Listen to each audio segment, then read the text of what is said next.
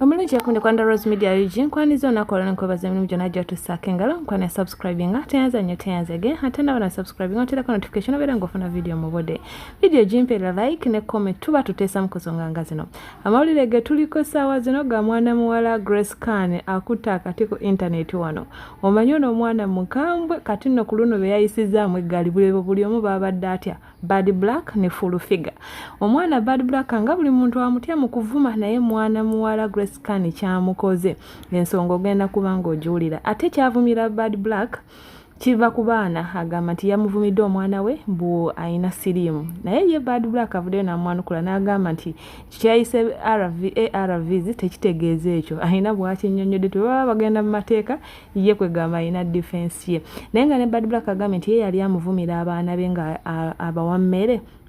awo nno bwe waavudde entabwe bwe yakonye ku mwana wa Grace Khan n'atabuka bubi nnyo oyo omwana we amuyita Princess era agamba tayogerwako kyokka ng'ate ne Full Figure naye yamutwaliddemu era yamuwandikidde omukuku gw'ebbaluwa wali ku Facebook n'amulangira bingi nnyo n'amugamba alekerawo omusinikirako amannyo amwegendeeze kwegamba asobola n'omukuba si mwana wa nnyoko bannange Grace Khan ebbaluwa gy'awandikidde Full Figure ngenda kuba ngikuteerayo wano ogirabe n'ezo video zakoledde mwana muwala Bad Black Bad Black buli muntu abadde amutya ng'amanyi avuma naye sebo Grace Khan yamwambadde kyokka jjukira Bad Black mukwano gwa Susan Makula eri ye wali omwana we buli muntu yabadde agamba ne Grace Khan ku luno asusseemu ekyo yandibadde akyesonyiwa naye Grace Khan yakulaga oba n'omwana we avaayo eri ewa Susan Makula aveeyo kwegamba ayogedde bingi mukwano bisaana obyerabiddeko naye ng'abantu bangi bavudde nga beemulugunya ku Grace Khan ono okuli ne Mukunja atasera yagamba nti ono omwana mwala alabika atali yekka aliko ekimuliko era n'ayogera bingi awo nti bwe bagenda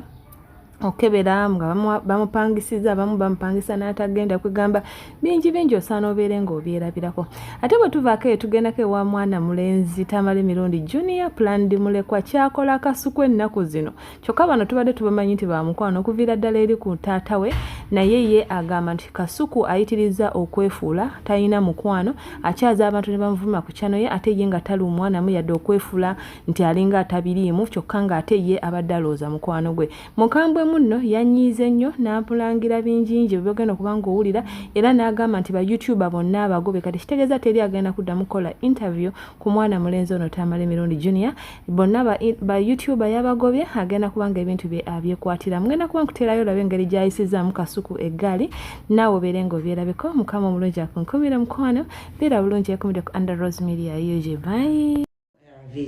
webale kukwata mwana wange muteekako kinene thank you siri musigama mbono kintu kiri awo bakivumo bakiwebale nnyo nnyabo mukama akuwa omukisa ku mutima gwondaza wano olw'okugamba omwana wange ebuwa muno yanga ARVs njagala mwana wange kebererwa mu kamera singa abatalina siriimu anti ARVs baziretya basiriimu kyokka mukazi gwe oli muzibu w'olabye ogw'okulwana naye n'ogamba kulwane nange ne grana ku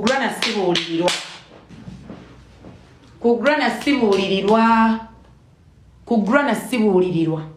njagala omwana wange bamuteeke mu kamera bamuggyeko omusaayi period nyabo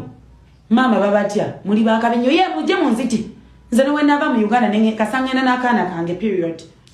omanyi onjije omwana oyo kale gwe bale nnyo wansanga munaye ndi mu apartment ng'omwana ng'avunda ng'alina omuliro nabigamba n'abantu byonna nabyogera sibiddamu n'olyokugamba mbu gwononera grana ARVs kyogamba gye batunda ARVs tubate tumanyiyo oba maama yandibadde tamanyiyo nagwe alina kusindika kugenda kunona ARVs kyokka bambi oli muzibu bwana nanonera akaana ku ARVs onoonyeza ekyokunwanyisa n'olwana n'omwana wange kadi bulaka toddanga mungu okulwanira ku mwana wange gwe fight with me wamuyamba yes era nakyogera nti wagenda omusitudde bwoti ng'omwana nga ayidde omuliro you want to fight with my baby ng'omuwayiriza mbu alina siriimu really kati jangu you come to me stupid sina gwe ntya mu Uganda wano come to me baba wange gwe mbadde n'ensiga bw'oba wantole wa mukyala Makula nga yentuuka omwana wange aveeyo it is okay aveeyo it is okay very okay siri mulema mikono giraba gikola onjagala government munyambe omwana wange bamukebere mu byuma bamuteekeyo bamukebere bwaba ina sirimu bakigamba abantu waba omwana wange mulamu ngoyo omukazi bwe yayogedde bwaba mulamu then nakyo bakideclaring mbadde nkisaba busage kati singa ajja mu kamera nga talina sirimu what are you gonna do? What are you gonna do? Gana nogamba omwana wange mubadde omuleetera ARVs bwe nabadde nteeka ku status kyogamba nagambyeko ku mwana wo abaana bo sibamanyi otalo luddembaana ate olwange teluzikira mu butazikira bwe lubeeramu omwana making sure kozi bajje mu Uganda wano olowooza musangire wa daddy n'omukola ekintu ojja musangayo omukola ekintu black oyinza olowooza mbu olina ebikonge emabega nange nina nini wano ate buli kyenkola nkikola nkitegeera oyinza okulowooza oli wakabi munange nyabo nyina miliyoni ameka simanyi sweetheart nze siina adde 10 naye nze ngaggule mama grana ku lw'omwana wange njagala ombuli ARVs gwe obadde ozitwalira era tosobola keera ku makya n'okola zipositi ekiro kiramba nga onvumira abaana simanya bamawube bamalaaya simanya bakitabwe banjawulo simanya biki ndabirira abaana 7 abaana abange ababiri abakojje yafa n'owa muganda wange they are in good school they are eating omu gwoyina ng'akulemye okulabirira nze simanyi nno okuwoggana wemba nnyiza embeera muntu mukkakkamu bw'obanga gwe watandisa ensonga zino I'm not regretting anything. Nezo threat zokola ez'ekifaka tezinkwatako. Si bw'oba ogamba amateeka nagambye RVS. It means revenue vehicle solution. Sagambye ARVS. So mu mateeka ew'omulamuzi tutalengane ate nze sitya poliisi. N'abasooka banna abasookayo byagaana. Wabula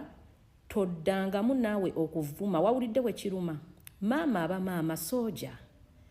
wanvumidde abange owo wabadde oyagala muweeweete malaya yayimuka najja kuyambe ng'ensi yonna ekudampinze olinga naama nja kufunisa blood pressure baali bagenda kuntema lwagula esikaani oyo tutuuka ku kyalo ewaffe bagamba yaliyo omukola embaga kati nga bagamba twagala omuyimbi okuva e Kampala meeting z'omu kyalo nga wozimanyi nga bagamba bannange tulina omwana omulenzi wano ku kyalo mukunja ali Kampala yasobola otuleetera omuyimbi nga bamu bagamba nedda abaana bwe batuuka e Kampala bafuuka miswaswangule kati banywa enjaga mujja muwa sente azirye nga bagamba twagala ono omwana eyayimba nga bampaamu awo obuyimba ngenda okukebera nga ye Grace Khan nga ndugirira Grace Khan oyo nga Grace Khan asaba sente nga alamula nga bampaako emitwalo 40 nga njiwa Grace Khan olunaku lwa sholutu yali ebule ennaku nga 2 sheetuuke Grace Khan nga ngamba mukunja sente nazikozesa naye neetaaga opangisa engoye nfunira bagambe bampeereze balance ne mugamba tebayinza kuwa balance budde buno nga tonnatuukayo ngamba mukuuna oli muyimbi obimanyiredde yiiya woba oganye sijja kgenda ne mugamba ate nga sente zaabwe wazirya munange nga nkwata mu bwange nga mpeereza Grace Khan emiggo 10 apangise engoye nga ngamba apangise engoye nga wayita olunaku olwali luddako then the following day ye gyali emikolo lero ya byonna Grace Khan yagaana okugenda ku mukolo nga ne sente azirina nze simanyi kintu kiriku oyo mwana oyo gwe bayita Grace Khan kabaata nze simanyi kiri ku Grace Khan n'ebizibu byendabye ku dduniya abantu bye bafuna nze nyiza obutanennyana nnyo Grace Khan oba aliko kintu oba aliko byawongo oba baamusalirako omulambo oba baamukola ki nze simanyi kye baakola oyo omwana yagaana okujja ku mukolo nengamba kati nga kaaganya okujja kamubawe ku ssimu boogere naye kuba natuuka omugole ng'alagidde bibbulava bye ebivubuka binkube nga bamanyi sente zaabwe wazirya ne mugamba ate ne mbagamba baganda bange bikutte enku biziseeyo enku mu kyoto manyi bino enku ezifumba omuceere ku mikolo byakunkuba ne bagamba bakyali bange singa nalya sente nandirinnye wano nandize wano ng'ate sente nazirya Sandize nandibuze bubuzi abo kukyala awo kyeyamani nabiyingiramu musoke muwuliziganye nekwata Grace ne mubukubira mubawe kala abawumbe wumbe nga muwo omugole akotte Grace mbwa amusamula udi mbwa abantu bawulire mbwa ayogera ne sereb Grace yavuma omugole Grace yavuma omugole kati yali amuvumira kyate mumanyira obusente gwe nze natuko oyo Grace era nze buli wendu nula Grace nga atoba n'ensi ne mulabe wa Model Music ne mulabe wa Mama Fina ne mulabe wa Pastor Bujingo ne mulabe wa Makusuzani Makula ne mulabe wa Prince Omaro mulaba simanye wa Kitonsa ne mulaba simanye wono omugaggani one yali amanaging Shasha Brighton ne mulaba mubaki simanyi shonga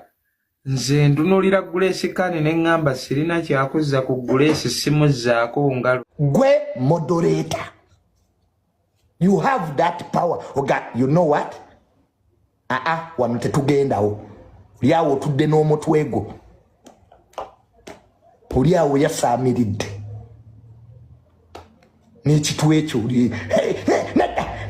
nedda don't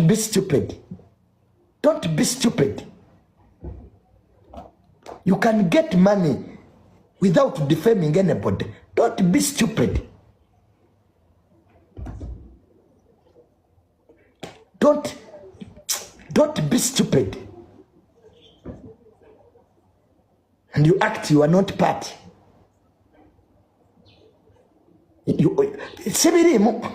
Sibirimu, you are part of the problem. You bring a person to abuse me, to belittle me, and then you pretend it's a sibirimo.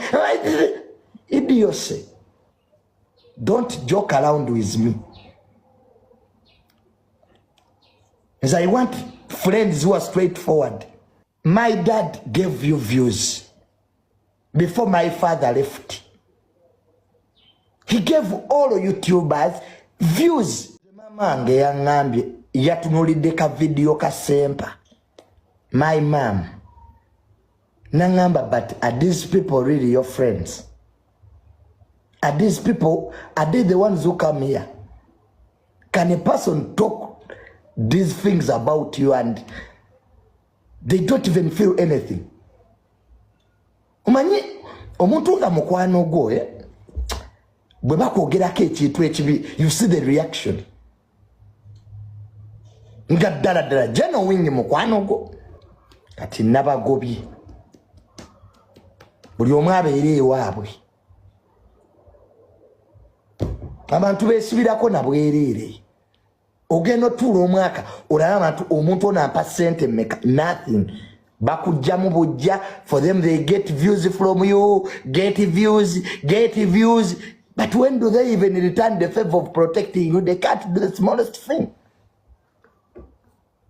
Just wanakola kintu kitono. To edit they can't. Bamale bakuyite. Ero bafuna bagende wa nawe.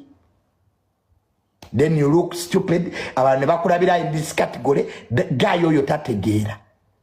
My dad teyandifudde ku myaka egyo. He was still very young.